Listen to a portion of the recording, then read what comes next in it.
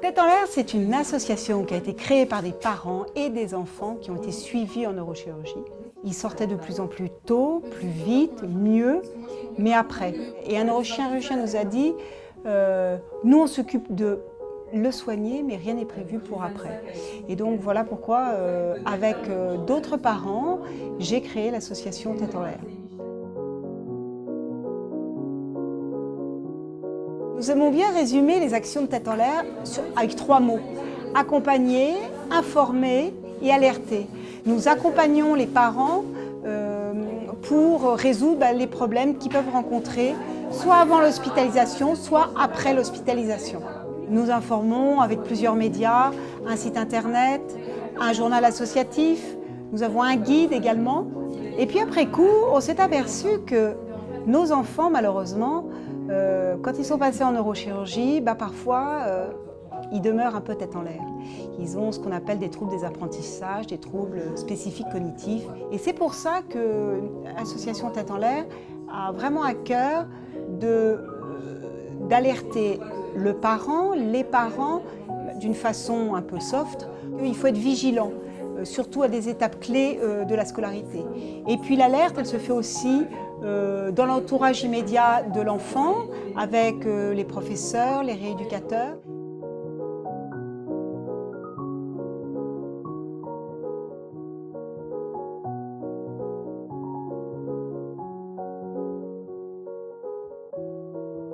Les personnes souvent viennent parce qu'ils ont vu par internet, parce qu'ils ont rencontré une personne ou par le bouche à oreille. Du coup, il y a eu un premier contact, un contact internet, un contact téléphonique. Il y a aussi parfois une petite soirée de présentation faite par des bénévoles.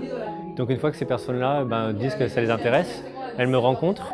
Et puis au bout d'une semaine, elles me disent oui, je suis à fond ou non, finalement ça ne m'intéresse pas. Et la semaine d'après, c'est parti, j'envoie la candidature aux gens de Tête en l'air qui font le planning avec les nouveaux bénévoles. Donc ça permet à l'association d'avoir des bénévoles qui sont vraiment engagés, qui s'investissent et qui sachent où ils mettent les pieds. Et puis aussi le but pour le bénévole lui-même, à la fin de l'entretien, ça permet de se dire oui, je comprends mieux où je mets les pieds, ça m'intéresse pas, ou je me sens pas encore prêt. Ça arrive parfois aussi qu'on voit des bénévoles qui disent pas pour l'instant, on verra plus tard, ou ça me parle pas plus que ça, ou ça me fait peur. Donc c'est vraiment pour les deux côtés.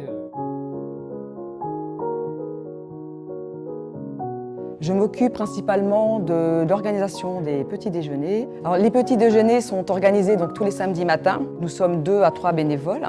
Notre rôle, principalement, c'est d'écouter les parents, de les informer et de les accompagner. Alors, les écouter, effectivement, ça leur permet de sortir de leur chambre et d'oublier un petit peu la maladie de leur enfant. Et puis de les accompagner après, quand ils rentrent chez eux.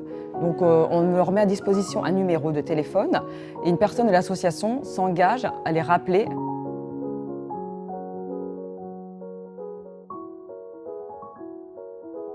En fait, nous sommes aperçus qu'il était encore possible d'améliorer la prise en charge des malades qui souffraient d'hydrocéphalie et plus particulièrement lors d'un dérèglement de la valve de dérivation. Nous sommes partis d'un triple constat. Le premier est que les patients ne savent pas toujours reconnaître les symptômes liés à un dysfonctionnement de la dérivation. Deuxièmement, trop de patients ne savent pas vers quel service médical s'orienter. Et troisièmement, nous avons constaté que les malades souffrant d'hydrocéphalie n'avaient pas forcément leur carte de porteur de valve de dérivation. Or, c'est un élément fondamental pour pouvoir noter les informations relatives au patient et à sa dérivation. Il est possible de se procurer le mémo par l'intermédiaire de notre association. Pour cela, il suffit de nous téléphoner ou de nous contacter par mail. Nous avons fait appel au professeur Puget, au professeur Orliaguet et au professeur Vivien de l'hôpital Necker pour la validation du mémo.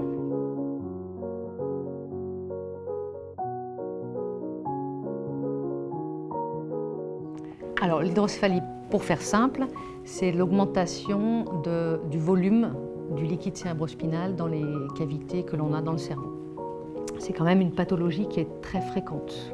On dit que c'est quasiment notre pain quotidien de mettre en place des dérivations, de faire des ventriculostomies. Donc ce mémo, en fait, moi, je trouve que c'est un peu le carnet de santé de la valve et de l'enfant, puisque il y a dessus, déjà, le chirurgien référent, l'hôpital référent, donc c'est très important si l'enfant change de ville ou s'il va en vacances ailleurs, à l'étranger ou en province. Les familles à qui je l'ai remis sont ravies parce que pour eux c'est très clair. Ce qui est écrit à l'intérieur également leur a parfaitement convenu. Donc ils ont bien compris l'intérêt de cette carte, surtout quand on leur parle des dysfonctionnements éventuels. Donc c'est quelque chose de très intéressant puisqu'on a les informations sur la valve et ce qu'il faut faire si ça ne va pas. Donc, je pense que c'est vraiment... maintenant on va trouver que c'est indispensable finalement.